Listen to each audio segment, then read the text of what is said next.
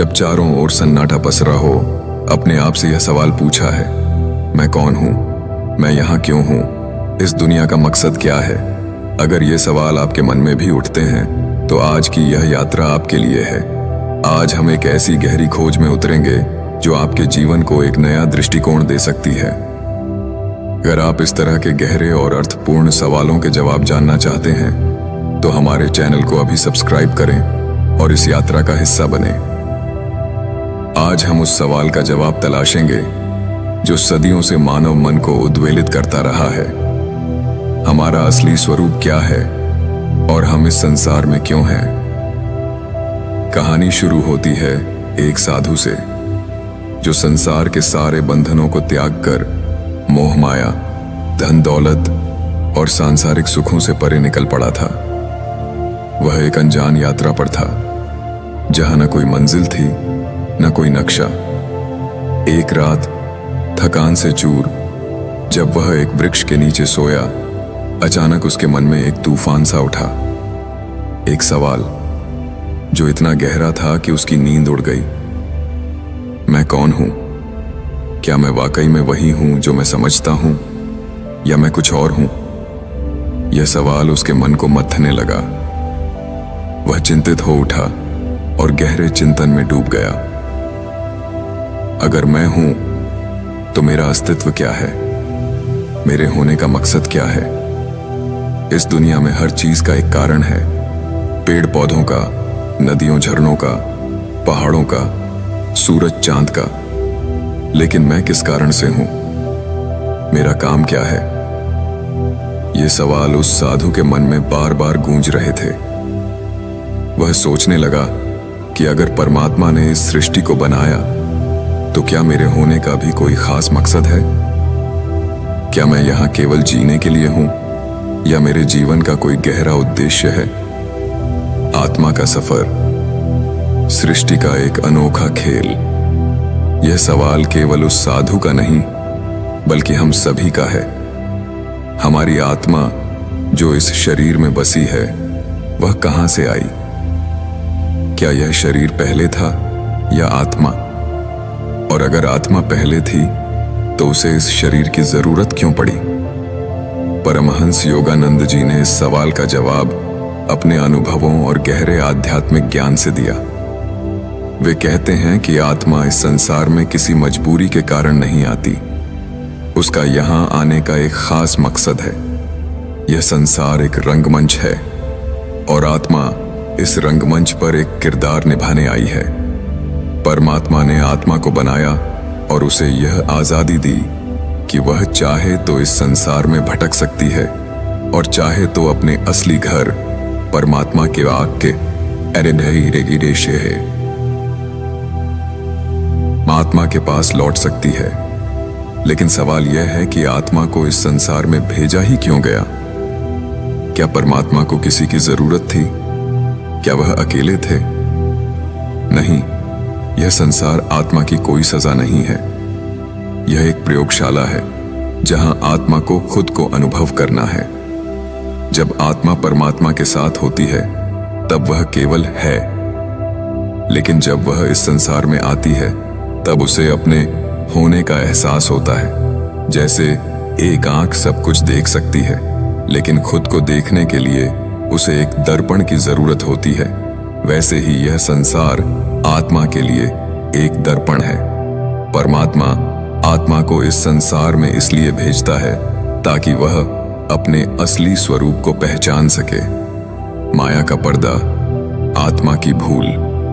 लेकिन जब आत्मा इस संसार में आती है तो वह अपने असली स्वरूप को क्यों भूल जाती है?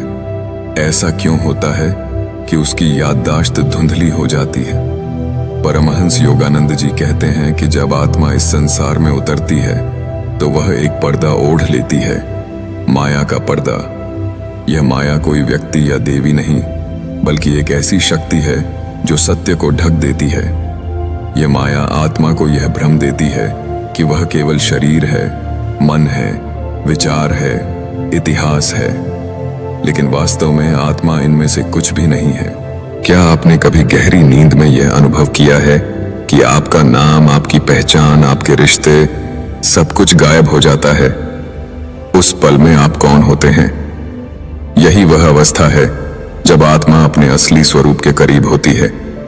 लेकिन जब वह गर्भ से इस संसार में आती है तो उसकी चेतना पर परतें चढ़ने लगती हैं। इच्छा, डर, लालच, मोह की परतें। ये परतें इतनी धीरे धीरे चढ़ती हैं कि आत्मा को पता ही नहीं चलता कि वह अपने असली घर को भूल रही है। यह भूल कोई सजा नहीं है, यह उस यात्रा का हिस्सा है जिसमें आत्मा को खुद को फिर से खोजना है। अगर आत्मा को सब कुछ पहले से याद रहता तो न अनुभव होता, न खोज होती और न ही वह जिज्ञासा जागती जो उसे परम सत्य तक ले जाती है। योगानंद जी कहते हैं कि परमात्मा ने आत्मा को इसलिए बनाया ताकि वह अपने ही बनाए रंगमंच पर अलग अलग रूपों में खुद को अनुभव कर सके। हर आत्मा परमात्मा की एक झलक है और हर आत्मा प्यार, करुणा, मोह, द्वेष और अंत में मुक्ति का एक प्रयोग है। परमात्मा और आत्मा का खेल। आप सोच सकते हैं कि अगर परमात्मा सर्वज्ञानी और सर्वशक्तिमान है तो उसे अनुभव की क्या जरूरत? वह आत्मा को इस दुख और दर्द भरे संसार में क्यों भेजता है? इसका जवाब है, ज्ञान और अनुभव में फर्क होता है। ज्ञान इकट्ठा किया जा सकता है, लेकिन अनुभव को जीना पड़ता है। परमात्मा सब जानता है, लेकिन वह चाहता है कि वह अपने ज्ञान को अनुभव के रूप में जिए। इसलिए वह आत्मा को इस रंगमंच पर भेजता है जहां आत्मा एक किरदार बन जाती है। जब यह किरदार रोता है तो परमात्मा को उसका दुख भी अपना लगता है। जब वह प्यार करता है तो परमात्मा उस प्यार में भी खुद को महसूस करता है। यह एक लीला है, एक दिव्य खेल जिसमें आत्मा अनुभवों के साथ परमात्मा के पास लौटती है। यह संसार कोई धोखा नहीं है, बल्कि एक ऐसा धोखा है जिसमें सच्चाई की रोशनी छिपी है, जैसे सपने और जागने के बीच की वह अवस्था जिसमें सपना भी है और होश भी। इस संसार को ही सब कुछ मान लेना धोखा है, लेकिन इसे अनुभव की सीढ़ी मानना ही असली जागृति है। जागृति की शुरुआत, आत्मा की पुकार। जब आप दुख में होते हैं, जब आप अकेलेपन का अनुभव करते हैं, जब आपको लगता है कि कोई आपको समझने वाला नहीं है, तब आप उस अवस्था के सबसे करीब होते हैं जहां आत्मा परमात्मा को पुकारती है। यह पुकार ही जागृति की शुरुआत है। योगानंद जी कहते हैं कि आत्मा का इस संसार में आना कोई सजा नहीं, बल्कि एक अवसर है उस परम आनंद को फिर से जीने का जिसे आत्मा ने पहले केवल जाना था। अब उसे जीना है। यही आत्मा की यात्रा है, लेकिन यह यात्रा आसान नहीं है। माया का पर्दा इतना घना है कि आत्मा बार बार भूल जाती है। वह समझने लगती है कि धन ही सुख है, रिश्ते ही सुरक्षा हैं और सम्मान ही जीवन का मकसद है। यही भ्रम जन्म देता है जन्म मृत्यु के चक्र को। हर बार आत्मा कुछ ऐसा कर बैठती है जिससे उसे फिर जन्म लेना पड़ता है, फिर सीखना पड़ता है, फिर जागना पड़ता है। यह भूल दुखद लग सकती है, लेकिन यही दुख आत्मा में जागने की चाह पैदा करता है। कोई भी यूं ही ध्यान की ओर नहीं मुड़ता, प्रार्थना की ओर नहीं झुकता। जब तक वह इस संसार से थक नहीं जाता, तब तक उसे परमात्मा की याद नहीं आती। यह थकान, यह टूटन, यही वह बीज है जो आत्मा को सवाल पूछने के लिए प्रेरित करता है। मैं कौन हूं? मैं यहां क्यों हूं? जागने का रास्ता, ध्यान, प्रेम और कर्म। जब यह सवाल आत्मा के भीतर गूंजता है तो वह जाकर जागने लगती है। वह चिंगारी जो बुझ चुकी थी फिर से चमकने लगती है। लेकिन इस जागृति का रास्ता आसान नहीं। माया ने न केवल आत्मा की याददाश्त छीनी, बल्कि उसका आत्मविश्वास भी कम कर दिया। आपको लगता है कि आप ध्यान नहीं कर सकते, आप योगी नहीं बन सकते, लेकिन यह डर आपका नहीं, यह माया का तोहफा है। इस भूल को तोड़ने के लिए ही साधना है। परमहंस योगानंद जी कहते हैं कि ईश्वर तक पहुंचने का सबसे शुद्ध साधन है ध्यान। ध्यान वह पुल है जो आत्मा को उसके बाहरी वजूद से उसके असली केंद्र तक ले जाता है। जब आप ध्यान में बैठते हैं तो आप शरीर नहीं होते, विचार नहीं होते, भावनाएं नहीं होती। आप केवल एक साक्षी होते हैं, वह शांत चेतना जो सांस को आते जाते देखती है, मन को भटकते देखती है और आखिरकार उस खामोशी को अनुभव करती है जो आत्मा का असली स्वरूप है। लेकिन ध्यान ही एकमात्र रास्ता नहीं। जो प्रेम से भर जाते हैं उनके लिए भक्ति ही ध्यान बन जाती है। राधा और मीराबाई ने कोई मंत्र नहीं जपे, कोई जटिल साधना नहीं की। उन्होंने बस प्रेम में डूबकर ईश्वर को पुकारा और उस प्रेम की आग ने माया की सारी परतों को जला दिया। कभी कभी कर्म भी मुक्ति का रास्ता बन जाता है। एक मां अपने बच्चों की सेवा में इतनी खो जाती है कि वह अहंकार को भूल जाती है। एक साधक मंदिर की सफाई में इतना लीन हो जाता है कि वह मैं को भूल जाता है। जहां मैं मिटता है वहीं आत्मा जागती है। साधना का संतुलन, कर्म, भक्ति और ज्ञान। परमहंस योगानंद जी ने कर्म योग, भक्ति योग और ज्ञान योग को एक संतुलित मार्ग बताया। उनके अनुसार जब ध्यान से अंतर्मन जागता है, प्रेम से हृदय पिघलता है और सेवा से अहंकार टूटता है, तभी आत्मा अपनी भूल से बाहर निकलती है। लेकिन साधना आसान नहीं। जैसे ही आप ध्यान करने बैठते हैं, मन शोर मचाने लगता है। विचार आते हैं, यह सब बेकार है, मुझे कुछ महसूस नहीं हो रहा। मन चाहता है कि आप फिर से उसी पुरानी नींद में डूब जाएं। लेकिन योगानंद जी कहते हैं कि साधना में धैर्य और निरंतरता सबसे जरूरी है। पहले दिन कुछ नहीं होता, दूसरे दिन भी नहीं, लेकिन 100वें दिन जब मन थक जाता है तब आत्मा का सूरज उगने लगता है।